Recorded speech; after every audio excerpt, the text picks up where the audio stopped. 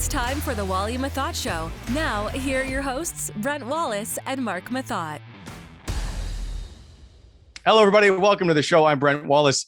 He's 13-year NHL veteran and in drastic need of some right defenseman to play for the Ottawa Senators named Jacob Chychrun. Meth, how are you? I'm doing well. How are you doing, Wally? I'm good, buddy. As always, this show brought to you by the cool, refreshing taste of Ridge Rock beer. Go to ridgerockbrewco.ca. Order online. Use the Wham Show coupon code, 15% off. They give home delivery. And next week, if he's still around, Calvin and Dahan and I, who's a part owner, are going to go out and make some deliveries. Someone's going to get a signed stick from Calvin and some other prizes along the way of people that have ordered. So do that. Try the Amber Ale or the Blonde. It is a great time in August to stock up for the cottage. You should take a whole bunch to the cottage with you, Matt. I will. We haven't been up there, though, the last couple of weekends. It's been tough. I think I'm still at that stage with my kids, Wally, where it's more work than not to take my two young children up. Like, I feel like that sweet spot's when your youngest is around 5. Just that time where you don't have to watch them every single splitting second.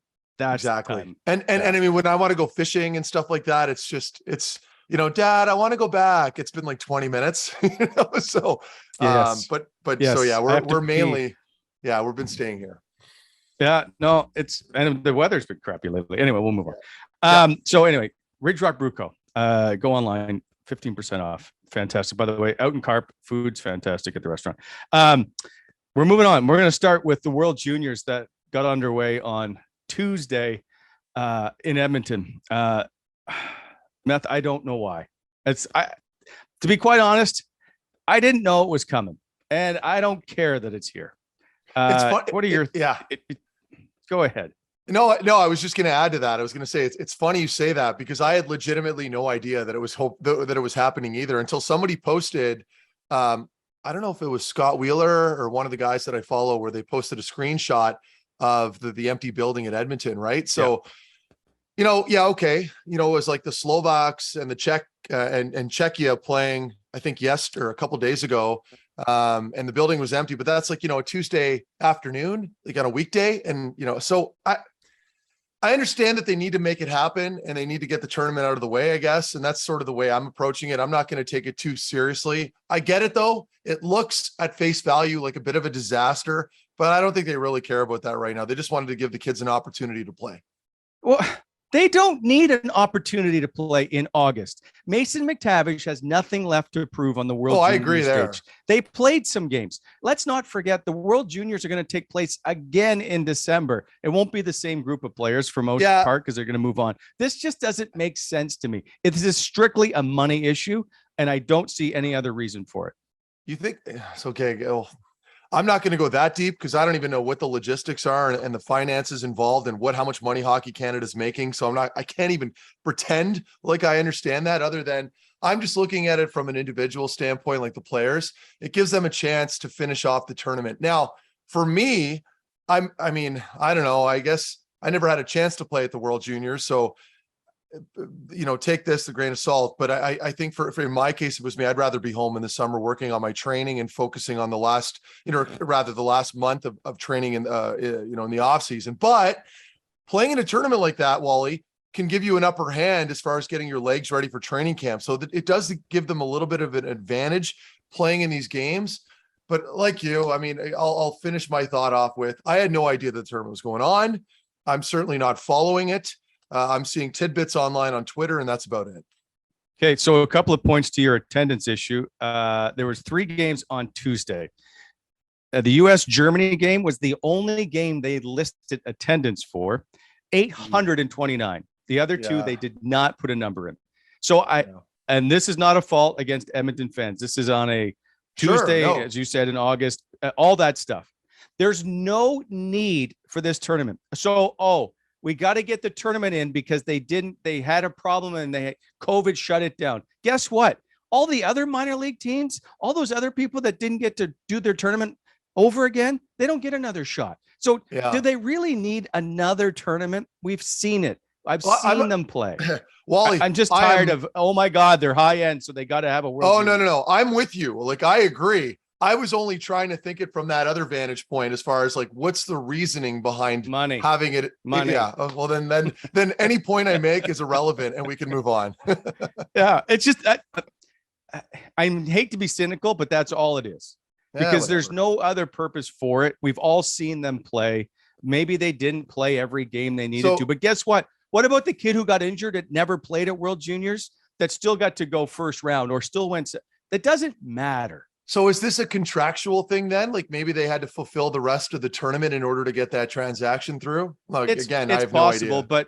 But typical double IHF, for the most part, is like, well, we could probably make some more money that we need to make because we didn't make any in the winter, and let's try and get more people to buy hockey tickets in August. There's going to be another tournament in 4 months. Yeah, it's around the corner. I know. Wally, I'm with you. I totally agree. I can tell you're aggravated. Take a deep breath and let's move on to the next topic. Okay, fine. We're going to do that. I will point out that if you want to bet on the World Juniors, you can go to sportsinteraction.com/Wally and Methot and do that.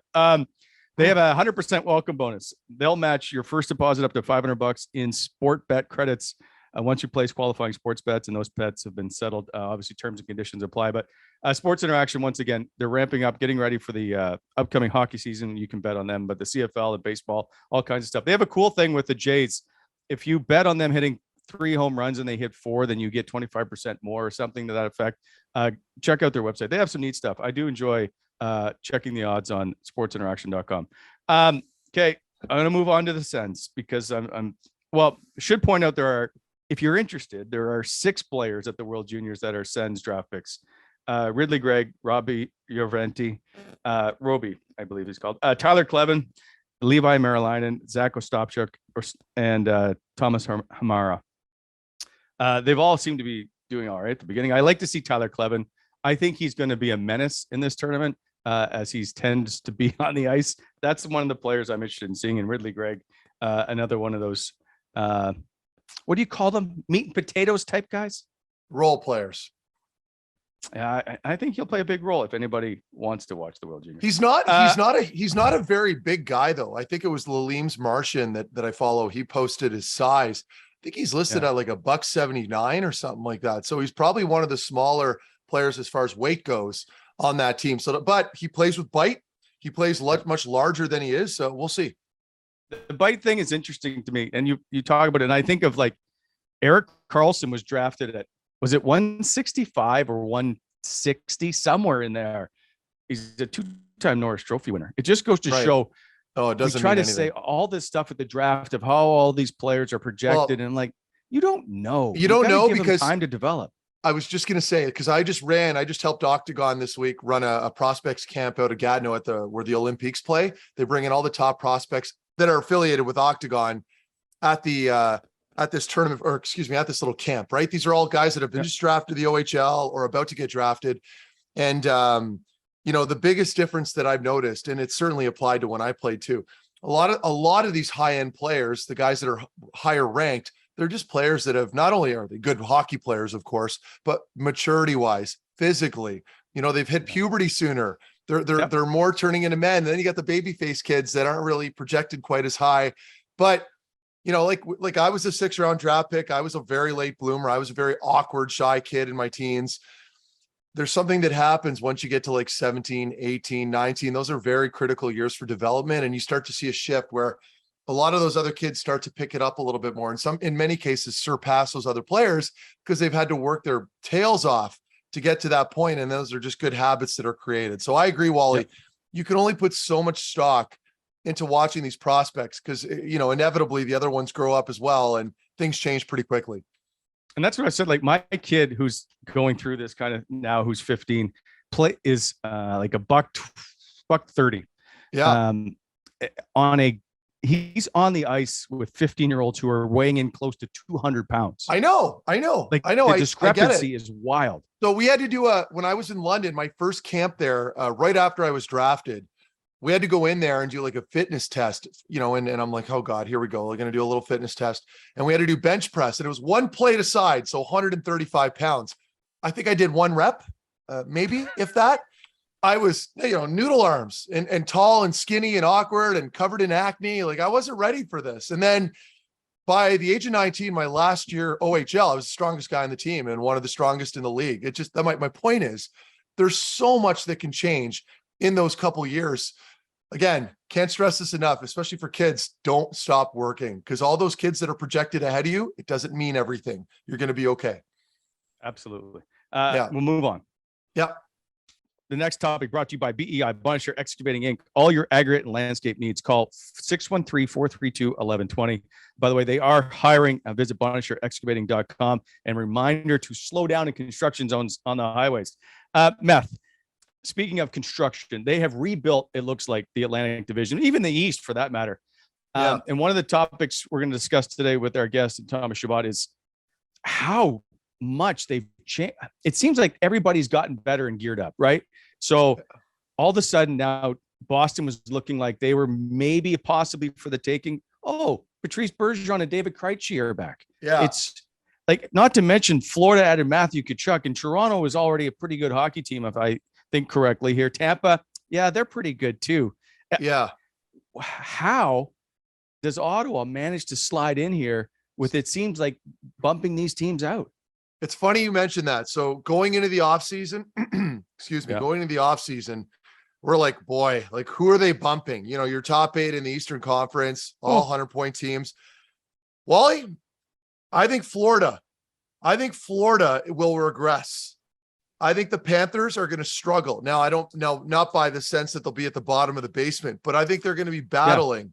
Yeah. I think they're going to be battling with Boston, Ottawa, and Detroit for that last spot.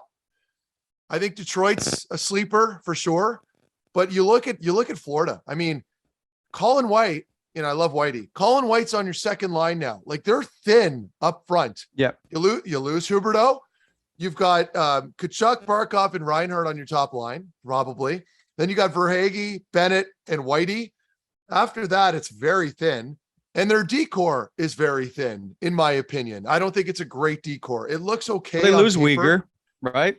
Exactly. So I think you're going to see a drop out of them. I think there's an opportunity here. I think you're going to have a dogfight between, like Toronto and Tampa. They're going to be up there. They've got experience, barring injuries, of course. Yeah. I think they're solidifying those top 2 spots for the most part. You could maybe interchange a team here and there, but I think you're going to be looking at those teams that I had mentioned. You've got Boston, Ottawa, Detroit. Like with Boston, yeah, okay, sure. Like they're a little older, Bergeron's a little older, and Krejci, that's great. He's coming back after a year overseas.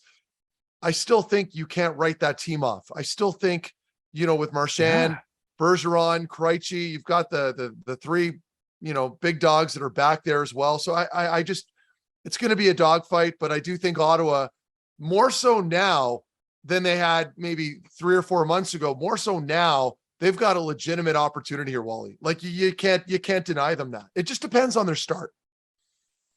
Yeah. Now don't forget, outside of the division in Carolina, they lose Max Pacioretty for 6 months now with a torn Achilles tendon. It looks like the Islanders are going to make some moves. First of all, Kadri coming in. Well, I don't know what the Islanders are. I can't figure out. Yeah, I'm with you there, Wally. You're right. The Islanders are that team, right? Like they just kind of waver every year. Like, are they going to be really hot? Are they going to dip a little bit? Now they ran into a whirlwind of trouble over COVID, right? Like they had some issues with COVID. They've had, and then Anders Lee was out for a long time. They had legitimate injuries sprinkled in with the COVID. So, I mean, that team healthy, they could be legitimate. They really could be. But the Metro, to me, when I look at the Atlantic, it's pretty clear for the most part. And then some teams are battling for that last spot. Then I look at the Metro division.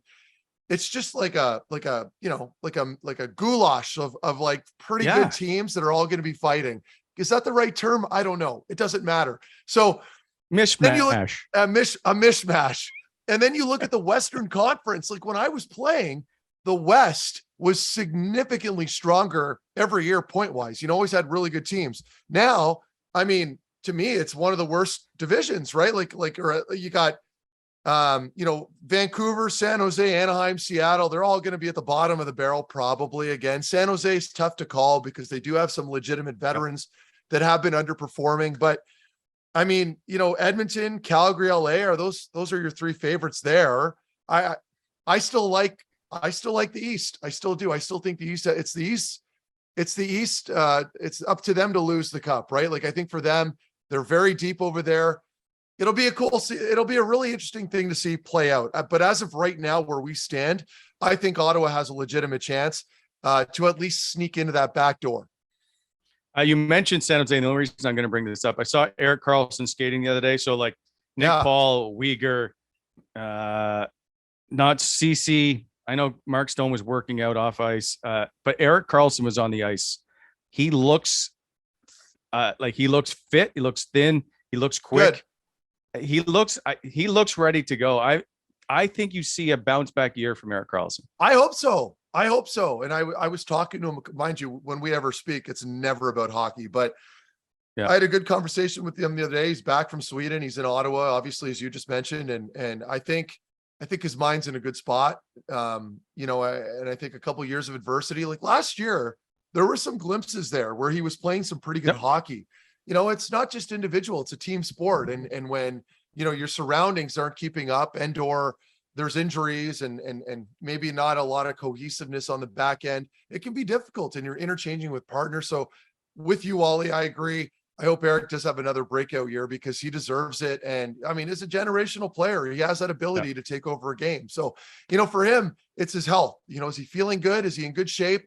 Is he, healthy as far as his leg goes, his Achilles goes? We'll find out. It'll be interesting to watch, but we'll switch from one defenseman to another, and that's our guest in today's show. For episode number 72, we bring on number 72. That is Thomas Chabot. You're watching the Wally and Methot Show, brought to you by Ridge Rock Brewery.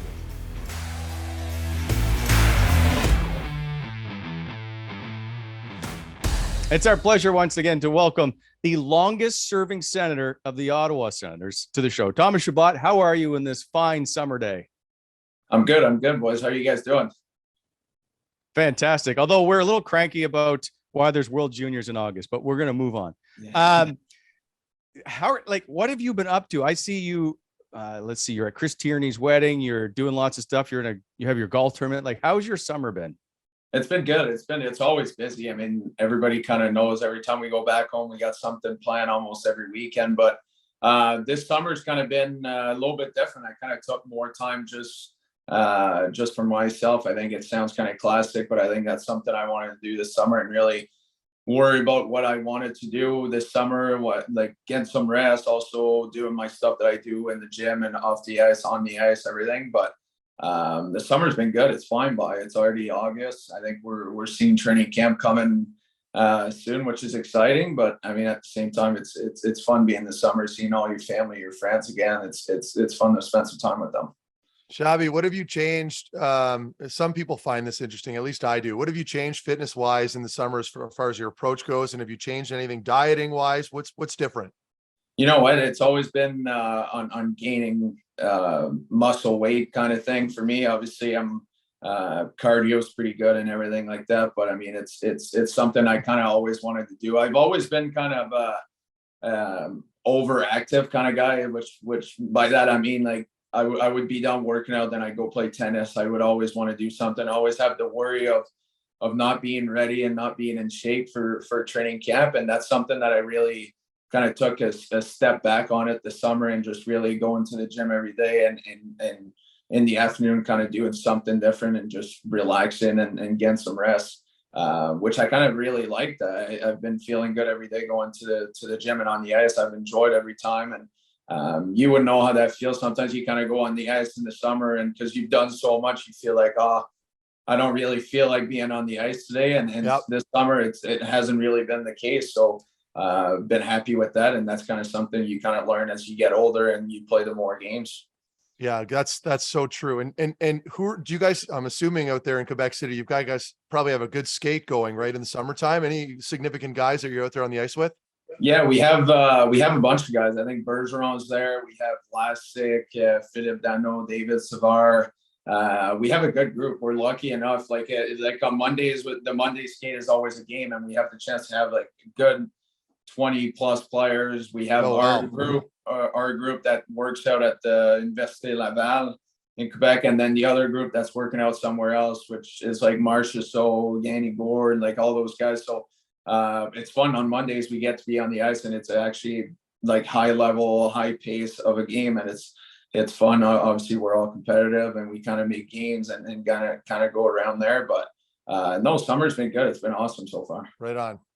So how much skating have you done? The only reason I ask that is when you're younger and you're trying to make it into the NHL or establish yourself, guys are on the ice all the time in the summer. And then I start to hear about guys who now are established going, I need the break. And so you start to hear they don't ramp it up until August for the most part.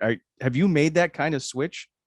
Yeah, I've made that switch. I think you're right on it. I think younger, trying to make the team, you're almost all summer, 4 days a week skating, and you're kind of want to just skate all the time. And now it's been better. I think I didn't skate till probably mid-July and or early July, I should call it. And it's been more kind of with my skating coach, the guy I have here, I've been working with for years. Nice. in Quebec City. It's a lot more technique and specific in some ways, but obviously now August, now that training camp's coming around, I think the end of August is usually when we really pick it up. We skate a lot more because we know training camp's coming, which you're going to skate for hours on the ice and kind of want to get ready. But right now it's kind of been just more skill, a lot of specific things that I want to work on, and it's been good so far. Are you guys still doing that skate test where you like, it's the 4 corners and you do like 5 reps where you go up around the circle?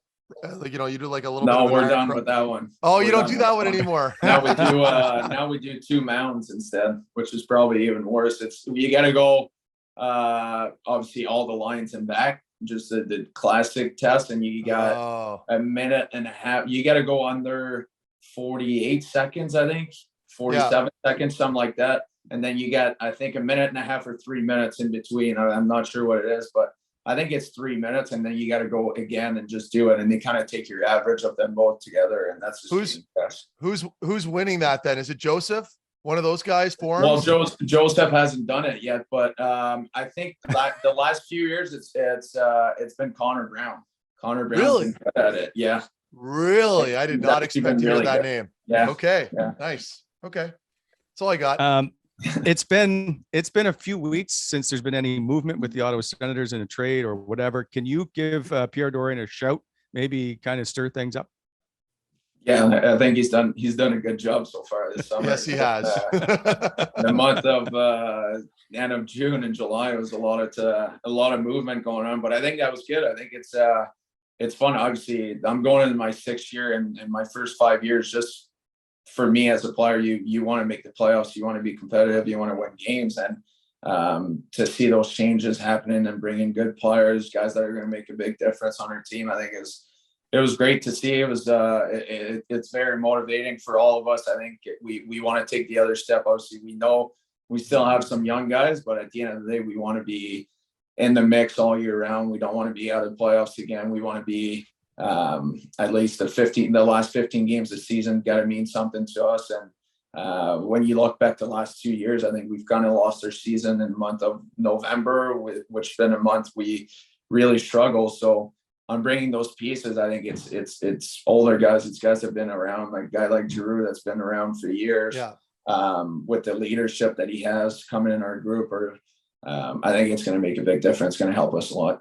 And it's gotta juice you guys up, right? Like if you're sitting there in the off season and you've had a few stagnant seasons where, you haven't reached those expectations, and all of a sudden Pierre goes out and just makes a ton of noise in free agency, like you've got to be excited now for training camp, I'm assuming. Oh yeah, 100%. It's probably the most excited I've been all summer, like working and skating and doing those things. It's exciting. And everybody, like all the guys that I see all summer around from different teams, they keep telling us that like you guys are going to have a really good team next year and this and that. Nice. But I mean, there's still a lot of work to be done. Like it's not easy. It's not because you just bring players that you're just somehow going to find your way in the playoffs. But I mean, at the end of the day, just having those pieces were definitely a lot better. And I think it's something that obviously for us as players, it's great. We're excited for that. But I think also for just our fans, the city of Ottawa, I think the last 5 years been pretty disappointing. Obviously, we're not performing as well as we wanted. We haven't made playoffs. So I think everybody's kind of been excited seeing the Senators making moves and making some noise in the media, and seeing bringing guys and different players and big time players too, which is awesome. I think everybody is excited for this season. Yeah, and I think you just nailed it there at the end there, where you mentioned the fans, like getting the fans interested so they can pack that building up right off the get-go, because it just gives you guys so much energy, right? So my question, though, you mentioned a couple players there. What about Sanderson? Have you spoken to him at all, and what are the expectations with him going into this season? And is he prepared to play, potentially 20 minutes a night? Yeah, I mean, it's I've talked to him. Obviously, we always kind of stay in touch throughout the summer, but obviously, he is excited. He's looking forward to it on starting the season. But I mean, what I think is good for him is obviously with older guys coming in, and as all of our younger guys that have been around for a few years now, we've kind of been through it. So I think he's going to be well supported. If he needs help or whatever, we're going to be there for him. But I think I'm not too worried about the guy. I think I've seen him skate a few times, and just the way that he skates, I don't think he's going to struggle a whole lot. But I mean, you know how that goes when it's your first year in the NHL. It's not always easy. Like some of those guys never played 82 games in a year, and just the fact of playing most games, it's very hard. It takes a lot, but no, we'll be there for him. I think it's great. Like I said, it comes back to the guys that we brought, the guys that are already there. We have a good group of guys. We're there to help each other. Everybody wants to make a step ahead. And like you said, to have him in the lineup next year, I think it's going to help our back end a lot. So I want you to tell me how the exit meeting went with Pierre Dorion, because it's become that you and Brady stormed into the room, held him up into the corner with your hand around his throat and said, "Get me some new players." Is that basically how it went? That's exactly how. No, no, it's been good. Like I've always said it. I think we've been fortunate enough to have a good kind of like a relationship with Brady, Pierre. Anytime we need to talk, it's always the door's open. He listens to us anytime he needs to say something. Like everybody's kind of getting along, and it's we're fortunate for that. And when we went to the meeting, I think at the end of the year, it's kind of been the same message that I've said. It's next year, it's my 6th year in the league. We want to be in the playoffs. We want to be, obviously it's hard. Where our division's very strong. Everybody got better this summer as well. Like we added players, but other teams did too. But I think at the end of the day, we want to give ourselves a good chance. And I think we kind of, took a step towards that this summer, and obviously there's a lot of work to be done, but I think at the end of the day, the message was just and the message was the same for him. I think we all want to take a step ahead. We want to win games, and we want to be competitive in this league. We have a lot of talent. Everybody talks about how our younger guys are good and this and that, but I think we want to really do it next year and really bring it. So did Pierre agree with you at the time? Did you get the sense that he was going to try and make this roster better with significant moves, or did he just promise that, yeah, I'll look into it? No, I think it sounds very like a formal, like almost like a business meeting, but it wasn't. Like it's really just like us having a conversation like we're having right now. That's what it was. It was just, we were bringing what we were thinking about the season, where we wanted to go as a team, and I think everybody was kind of on the same page. It was about bringing a better team next year and getting better. And obviously, we've seen last season guys like Tim Stützle took a big step. Everybody keeps taking a step, and obviously we know we have the talent, but then to bring guys like that can make a big difference. That's what's going to take us to the other next level. And that was really what it was. And it was a good conversation. Obviously, we added a lot of players this summer. We're going to come to training camp with a better team than we finished last season, which is awesome. That's what we were talking about. I think everybody's very excited. Everybody's looking forward to the season. Like you said, like for us as players, it's a lot of fun, but we also know now that there's a lot of work ahead of us, but I think we're looking forward to it. Time now for Pearls of Wisdom, brought to you by BEI, Bonisher Excavating Inc. for all your aggregate and landscape needs. Here we go.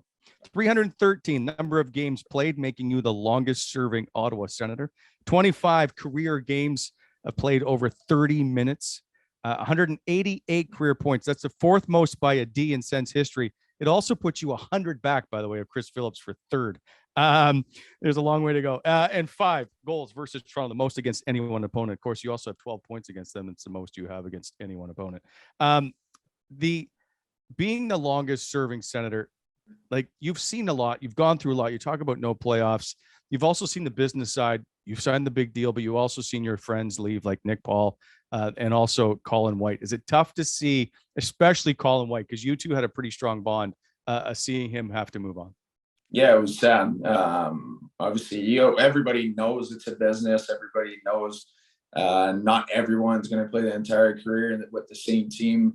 We're all aware of that, but obviously Colin was a great friend of mine, and some things happened that it didn't ended up working out as great as everybody wanted. But I think the thing for me that I was mostly excited is for him to find somewhere else that he can start being the player that he is. I've played a lot against him and on junior levels. I've played with him for years, and I know what he's capable of. I know he's a talented guy. Obviously, he's an amazing person and probably one of the funniest, best teammate I've had so far in hockey. And obviously now seeing him go into a new chapter, I think it's a good chance for him to start over again and just start doing his thing. I know he's a top end player. He's a very talented player, and I think he's going to find his swagger back, his confidence back. And I think I'm not worried about him. I think he's going to do very well. Agreed. How much money does Colin White put on the board to face the Ottawa Senators? I think a lot.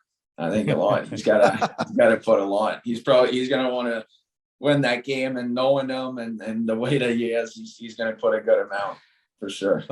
It would be good. I look forward to those kinds of games. A couple other off-topic questions before we come back to hockey. One is, if you're going out, are flip-flops or sandals appropriate footwear? Going out like for dinner? I'm going to say no. I just let's say running errands. Oh, 100%. That's all I wear all summer. See, with socks too. I think I wear socks. Oh no, you can't put. No, you can't do the socks. Always. No. You were doing so well until then. Do you have a favorite ice cream flavor? Probably just vanilla. Kind of boring, but that's it. Yeah. See, I like vanilla too. I get labeled Me too. Being an old man. Yeah. Oh, Meth, you're a vanilla guy? Yeah, that's all I eat. Just got to keep it people simple. in the room.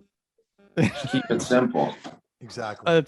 Do you now watch dog movies? I know in the past you said you didn't like them because you're a dog guy and they get emotional. Have you switched at all, or do you prefer not to watch dog movies? No, I don't. I still don't. I don't watch, to be honest, a whole lot of movies, but I don't, man. They're sad. They're always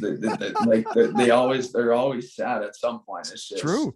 Yeah. I do agree with you. Yeah. It's sad. Like when you have one and you just see the whole story going down, and then he's laying beside you on the couch watching the movie too. It's just sad. But no, I haven't switched that. I don't really watch dog movies.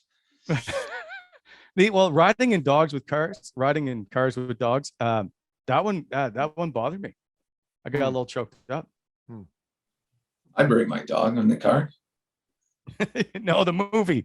Oh, the movie. Wally, okay. I don't think anybody here knows that movie. I've never heard of it. Really? Yeah. Anyway, I'm the only one that's got. But you know what? The same thing applies. The same thing applies to kids. So before I had kids, you know, in movies when like a kid gets abducted or something, you obviously feel for it, but you don't really understand it. Now that I have 2 young children and something happens to a kid in a movie, I just get like anxious and nervous. And it makes me, it's the same thing. It's the same thing applies to the dog thing. Shabby, you'll see what I'm talking about eventually. Yeah, fun to have kids. But yeah, I kind of agree, because like before, when I didn't, like growing up, we never really had a dog until like later on. And it wasn't like really bothering me or anything. And now that you have, like, I guess it's just the feeling of having like something that's being yours. Like it's, you obviously really love them and you take care of them. Probably even family more member for kids, obviously. Yeah. But it's, no, I agree. I can see that. Yeah. Some days I would take the dog over the kids. Yeah, Matt. I was just, before we get out of the goofy line of questioning, I wanted one more question that's it's a good segue question back into hockey. I wanted to ask Shabby this. Shabby, I don't know how much you've been paying attention to Sens Twitter, but do you watch much baseball at all? Like, are you Not a aware whole of? lot, honestly. So have you heard or seen any of those clips of the Edwin Diaz, like the closer, the pitcher that comes in with all the trumpets? Like, you know, that. Well, I saw that one coming in. Yeah, I saw just the Yeah. one clip that he was coming out. Yeah, when he comes Yeah. out. So Yeah. so the set. So a lot of people in Sens Twitter were pushing for that song to be the new song for you guys when you come out on the ice. This question is going to go nowhere if you don't know what song I'm talking about. But No, I know what song you're talking about. you do. Yeah. Would you be willing to change the entrance song from the classic Sens one to the new trumpet one? You know what? It's funny that you just said that, because literally just before the interview, I was talking with few of the boys, and we sent in that, because I guess somebody made that song in the clip on the internet, and somebody I think it was Jack Richardson, and he was one of those accounts. Yeah. Well, we saw the video and we were just talking about it, how like cool the song sounded, and they put it in the clip that you guys played against Pittsburgh. Yeah, that's obviously, right. Like the building was packed, so it was like all exciting. It was I'd agree. I'd do it for sure. I think it'd be great. Yeah, I'm with you. Yeah, it's very contentious, because a lot of fans, like, they're like, that old school Sens song is nostalgic to them, right? And even for me, but I feel like the new one, like that one trumpet song, would be legit. Anyway, I just wanted to see what you want to say. It'd be a different way to start something new. Like if we, exactly, like with the team we have. Yeah, I like the clip. The clip that I saw with the song, I thought it sounds good. Cool. Okay, good. Yeah, I'm glad you think that. They'll be happy. Yeah. All right, we'll edit out this question if it doesn't work. Which ones of those players are in favor of the song that you chatted with? You know, I was talking with Chucky, Norris, Batherson, and Timmy. So all right. So well, we they all got all to liked say. that. I don't want to throw the guys on the bus, but we all said we kind of liked that. So there's nothing wrong with that. We would always change stuff. Even when I was in Columbus, like if there was like a song that was getting really old and we're like, okay, like eventually a couple of us would go up, or at least go to the PR guy and say, listen, we need this to change. And they'll do it. Like if you guys go forward, they'll probably do it. Well, yeah, I can see it. Everybody like it. And it's a good song. And if we win games and the building is packed, I think it's always cool. Like everything starts somewhere. Like that's the way I see it. It's obviously it could be a different song, but then I guess if you start winning and everybody's kind of getting along with it. You just I put it the same way as a winning song. Like every team that has success and you have the winning song, now everybody likes the song, right? So agreed. I kind of see it that way. Yeah, well said. When will you guys decide on a win song for this year? We always usually kind of decide right when the season kind of gets started, as we get like, probably some years it's been like after like our first win after the home opener, we're like, oh, what should we do? And then somebody just yells out a song, or even Alex or equipment guy is usually the guy banging the tunes as soon as we come in, turns it on, and then everything is just loud in there. But we kind of just go off our first win kind of thing. We just somebody says one song, and then we kind of just go along with it for the rest of the year. How much emphasis, Wally, I apologize for this question. How much emphasis are you guys going to be putting now on those first couple games of the year? Like, you've been struggling at your starts there for the most part over the past few seasons. I'm assuming it's code red, high alert. You got to win some fucking games now. So what changes? Do you guys have meetings? Like, how much emphasis are you going to put on this to get everyone to get their shit together?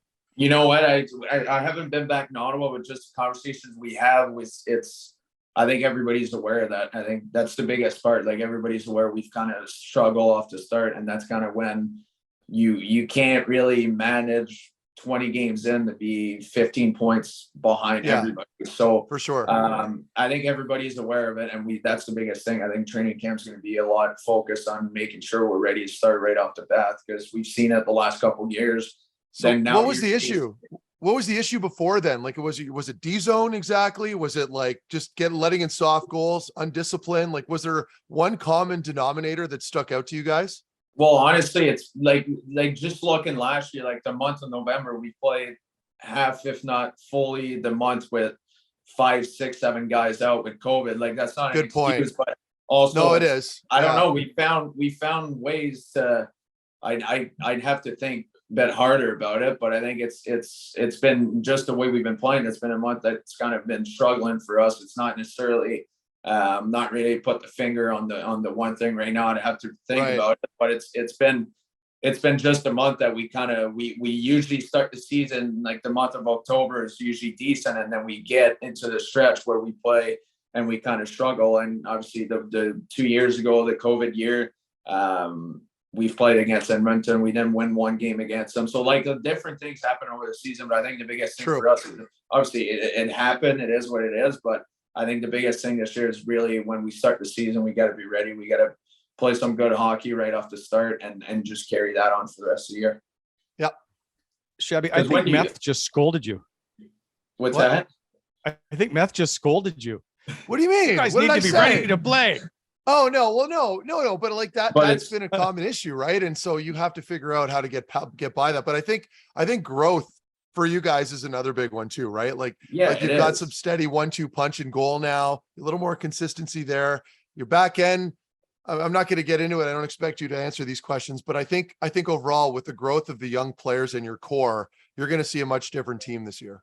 Yeah, because it's true though. It's looking on our last 2 years. That's what it's been. Like it's been game 1 to 20 or 1 to 25. It hasn't really been game 45 to 82. Like we've had success there. We've been playing good hockey, beating good teams. I agree. I think that's our biggest thing. And everybody, like you said, like we all have a couple of years under our belt now, and we kind of just understand a bit more. And you can't buy experience. Like you just can't do it. Like that's why it's great to have older guys that've been around because they know how the season goes and they know what it takes. So just now for us as being younger and being 4, 5, 6 years in now, I think it just helps our group maturing and getting older and getting smarter in some ways. And but I think the biggest thing for me is just talking with the guys that's been there for the last couple seasons.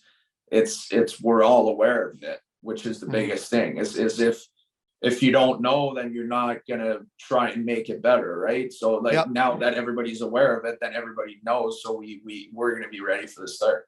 And you said that too, like when we talk about a core, like when you're growing up playing with these guys for a couple seasons, your bonds just get stronger. All of a sudden, you're not just playing for yourselves. You're really bought into the team, right? Like I feel like once you get to know some of the guys better and you're always spending all that time with each other over the course of 2 or 3 seasons, I feel like all of a sudden now you're really legitimately playing for each other. Yeah, it's now we're at the point like I said earlier, like just naming guys like Timmy, Drake, Chucky, Norris, like now we're at the point that now we're more than friends. I think we're able to go to each other and just say whatever. And in the heat of the moment, it sounds bad sometimes, but we're all at that point. Like we've been playing together. We know what we're capable of, the guys' characters and everything. So which is great for a group. Like when you look back on teams that are having success, it's guys that have been playing together for 6, 7, 8 years, whatever it might be. So that's kind of the way I see it. And I think we're lucky enough that everybody gets along really well together. And that's kind of been always a thing in Ottawa. As new guys coming in, they just see, even though we're not necessarily having the best success, we have a good group. Everybody that's coming in, it feels like they've been there for 2 years. And that's the way we want to keep it. But obviously, like I said in the last couple minutes in the interview, it's we want to take a step. We want to bring this team to another level. We want to do it for us as players, for the city, and for our fans. I think that's the biggest thing. That's what everybody, when you talk to the boys in the room and everything, we want to do it for Ottawa. I think they've been 3 years that it's not been easy, and none of us in the room likes going out there and losing games. So we just want to take another step, and like I said, everybody's aware of that and everybody's ready for it. Very well said. Okay, which one player do you argue with the most, and why is it Brady Tkachuk? You know what, we kind of argue a lot. We do a lot of arguing, but I think the one guy was Whitey. I would just go on. We could go on for hours, but I'd probably go with Timmy. Timmy and I we have that relationship that he's just like, it's good stuff. I don't know how to explain it, but we argue on different things, and we're kind of similar guys in some ways. Like off the ice, we kind of enjoy doing the same kind of things. And but no, I think I'd say Timmy right now. Yeah. But Whitey was probably the guy before. Yeah. So Claude Giroux is 10 years older than most of the guys, at least the top six. Is he very active in a group chat? Yeah, he is. Actually, we created the group chat a couple of weeks ago, and he was on there. Yeah, he was chatting a lot. Yeah. Well, he's a dad. He's a dad now, right? So, like, what else is he going to be doing during the day? He's on the couch. He's on exactly. the couch, just texting. No, it's been good. Like, we create the chat. Everybody kind of been getting involved, but yeah, he has been talking a lot, and it's good. It's good. Like I said, it's you can't, like, it's a top end player that's been around for years. So he's been a captain obviously for multiple years. So it's been great, and looking forward to have him. I think it's exciting. Everybody was excited to have him. And it takes more pressure off of you and Chucky, right? Like, you guys are, to me at least, the two leaders on the team, and I feel like having that older guy in there, like, you know, you don't always have to be the bad guy and go tell DJ, well, you know, guys are a little tired this morning, maybe we dial it back. I feel like a guy like G can do that as well. Yeah, 100%. And like I said, it comes back to what I said earlier. It's like, he's got 1,000 games in the NHL. So you can't, like, I can say something, but, like, you can't, none of us in the room can say the same thing that he can in some ways. Like, he's seen a lot. He's been through teams that he's went to the Stanley Cup. He's been through years that it's been harder, and he's seen so many different guys over the years that you just, like, it's great to be around guys like that. You just get to learn a lot more. And obviously, like you said, like, yes, Brady and I might be the leaders on the team, but at the end of the day, it takes a lot more than just the one guy to come in. And absolutely, you've seen through years, it's not just because you're wearing the letter on your jersey that you're the one talking. There's a lot more that gets that goes around in the room, and I think that's the biggest thing. Everybody has their own opinion, own ways to do it, and obviously to have Giroux back with us next year, it's going to be great. Like, you can't just buy guys like that. It just doesn't just happen. It's going to be fun for us. It's going to be good for a group. How active is Artem Zub in the group chat? Oh, Jesus. No, not a whole lot. No. Is he just an emoticon type guy? You know what? Actually, the first year he was very, very quiet, and last year he kind of started, came out a little bit, started making jokes. Obviously, his English is not perfect, but he's got a lot better. So now, when he comes out, he chats a lot more with the guys, and kind of just makes jokes around the locker room. So, but no, in the group chat, he's not very active. Did Zoop stay here this summer? Like, is he still living here? Did he go back home? Yeah, no, he stayed in Ottawa. Oh, wow. So okay. So did Zaitsev too. Yeah, they stayed in Ottawa, work out there and skate there all summer. Go right on. Cool. Matthew Joseph signs a new deal. He's your longtime friend. I'm just curious of how excited you are to have him here long term, and is he going to get his own place and finally move out under your thumb here in your Ottawa residence? Well, I saw him last night, and I was hoping to receive a check for rent maybe or something, but no, I was fired up. Like, that guy is like, we've played in junior together, and we're buddies. Like, we're really good friends, and obviously he had success in Tampa, but when you're playing on a team like that, you kind of just have to fit in and stay on the team, and it's not always been easy for him. And now to see him sign and have some security a little bit more and have a couple more years, and he was excited to be in Ottawa, and that was the biggest thing. He really enjoyed his time there, and obviously I was very fired up for him. Did you play in that Quebec City charity tournament? Was it last night or the night before? Yeah, last night. Yeah. Now, was this you in it right here by any chance? So somebody, you got called out already by a fan, and they're wondering why you're wearing Boston Bruins swag. Is that a Boston Bruins jersey? Yeah, I was wearing just because it's the Bergeron Pro-Am. I know, I'm just fucking with you. I know a lot. I was gonna take. I had Savard that was beside me with a Habs jersey on. He was gonna take some heat for sure. We were talking about it. So awesome. Did you talk to Patrice about, like, maybe you didn't need to come back this year? I know, right? He's just kicking around. The guy, he can't stop playing hockey. But you know what? He seemed very excited. I saw him last night. I talked a little bit with him. He was very excited, and just coming back on the event last night, like that was awesome. They've been doing that for 14 years in Quebec City. There was about 10,000 people in the rink last night. That was a great event, but obviously I know he's done so much in the leagues, had such a great career, and just to see him keep coming year after year, I think it's very impressive. And for me, like I've always said, like even early on, like I've seen him for years in the gym, how he works and how he does his thing. So it's pretty cool for me to see and kind of what he does on a daily basis and kind of learn from that. But you don't need him to be in your division. Like you don't need him and David Krejci just to return. Like that's not nice. I know it's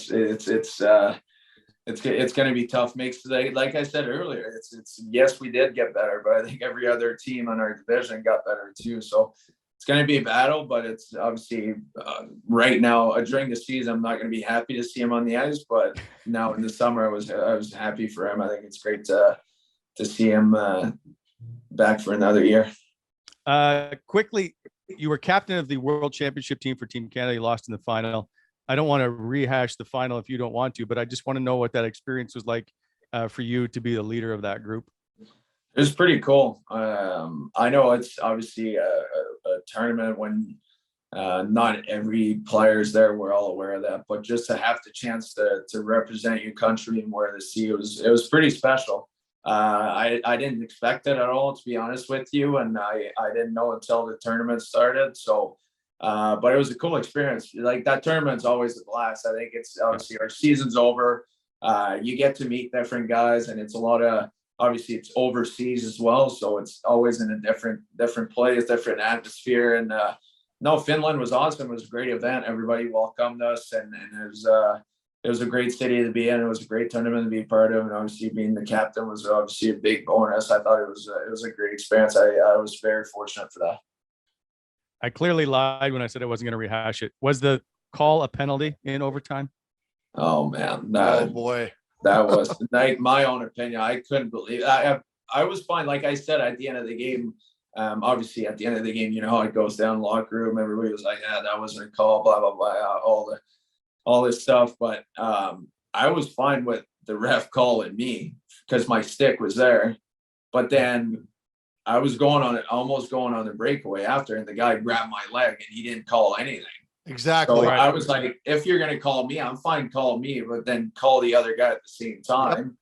But I mean, it is what it is. Like it hurt a lot at the time, but looking back on it, obviously everybody has their own opinions. I didn't think it was a penalty personally, but just the experience overall was awesome. It's just unfortunate the way it ends like that. And you're the guy that it happens to, but I mean, everybody, it was still a great experience. It was a good tournament, and to lose an OT, it's 3-on-3, and it is what it is. It sucked at the time, and it really didn't enjoy that moment. But I mean, looking back on it, I'm fortunate enough to be there, to be the captain of the team. It was a great experience. Yeah, I think it's super cool. And I mean, good for you, despite the fact you guys didn't win the gold, to be in that final, to go through all that experience. And to be that leader, I think is huge for your growth. I want to know, it's been a few years since you drew the logo of the Ottawa Senators at training camp one year. I'm curious if you could draw it again now and how much of an improvement that would be. I think it'd be worse with the old logo now. Well, are you guys tracing it? Like, do you have something right in front of you that you can copy off of, or is it all like they're just putting you in a dark room alone with this little piece of paper and crayon? No, you just come in there and just out of nowhere they tell you to draw it.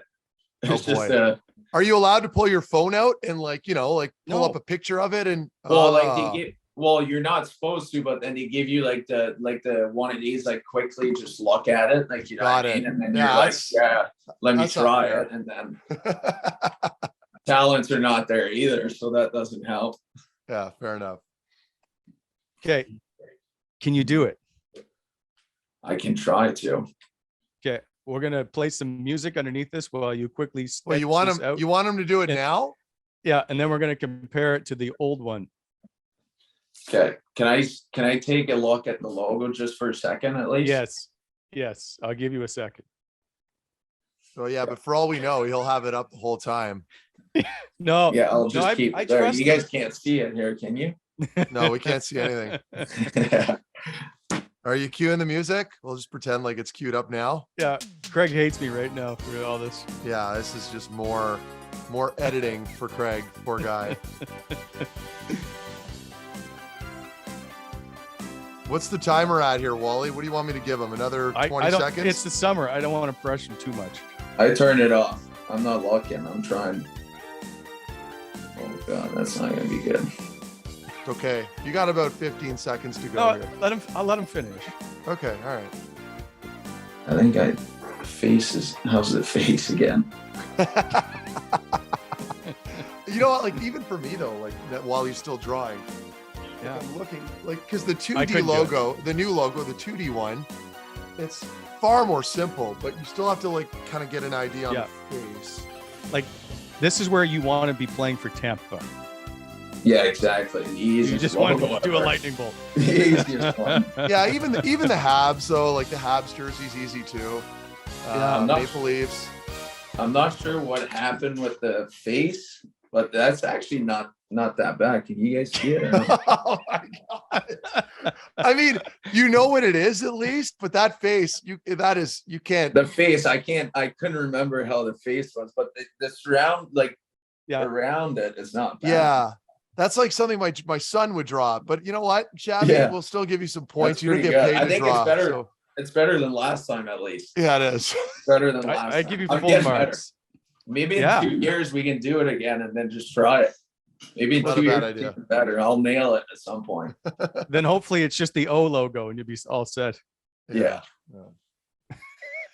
All right, we'll let you go, sir. But we appreciate you stopping by. And by the way, if you didn't know, this is episode number 72, so it's perfect. What a To have time. you on for this one. Yeah. So we look forward to see you at training camp, and then we can't wait to see how this season going. And I know you know all the excitement around the fans and whatnot. So look forward to all this. Yeah. Thanks for having me, boys. That was awesome. Thank you Thanks, very Shabby. much. Good summer. Thank you.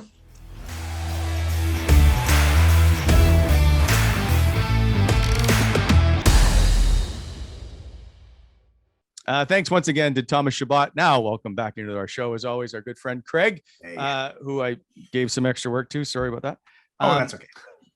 One of the things we talked about in that interview is Thomas Chabot's played 313 games, which isn't a lot when you consider in Ottawa, and he's the longest serving senator.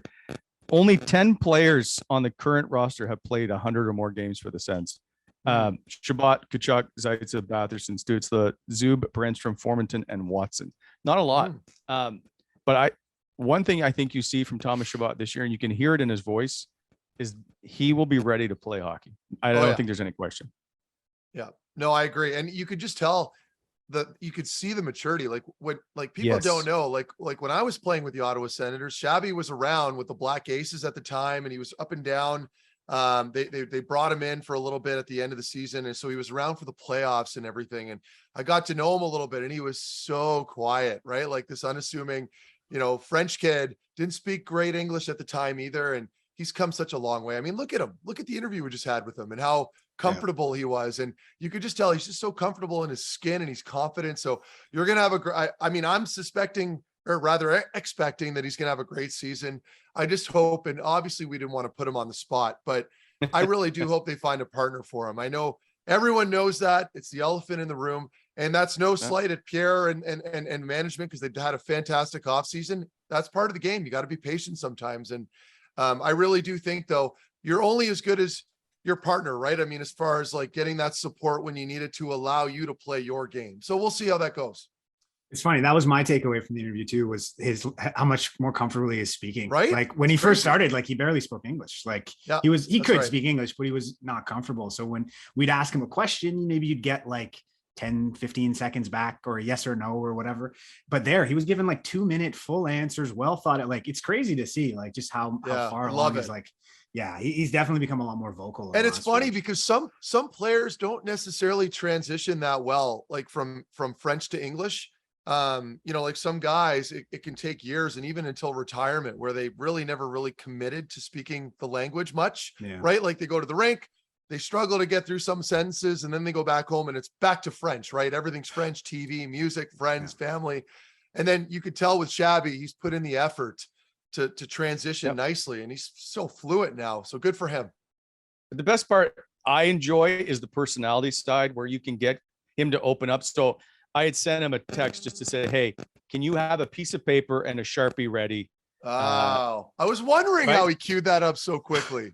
Well, but I'm just like, I don't want to embarrass him, but he's all for it. He's like, absolutely, I'll make that happen. Like that's who he is. You can't get that from everybody. Sidney Crosby, I don't think is going to come on and be prepared to draw something, or I asked whatever, him to, right? Like, I don't mean that negatively. I asked Sidney to sign me a stick, right? Like during the season, and he signed a stick for me, like one of his game used one, and it said, Mark, all the best, and signed Sidney Crosby. Like, you know what I mean? Like I was hoping he'd write something stupid about my finger or whatever. And I mean, just like all robotic, right? And I have nothing but respect for Sid. I'm just saying that's that openness that you're getting from Shabby now, which is nice to see. Personality. Yeah, he was great for that. When it came to his content and stuff, like we could drop him in wherever. Like he was down to do whatever. That's why he was in all our Christmas videos and everything else, because like he was comfortable, like not always looking cool, or like we'd have times where like the joke would be like sometimes he didn't get, like you couldn't read the word in English, or he confused it or whatever it was, and instead of like making a stink over it like some guys might, like he just rolled with it. And it was those are the guys, man, that they're gonna go far. Right. If you can kind of roll with the punches and stuff like that, it's a big thing in the league. I don't know whether he wants to do it or not, but you can see broadcaster in him post career, right? Like an analyst, whether it's French or English for that matter. But I can see him doing that for sure. Yeah. Yep. Well, from a bunch of quasi broadcasters, we'll put an end to this show. That's our show for this week. Thanks for watching the Wally and Methot Show, brought to you by Ridge Rock Brewery. We'll see you next time.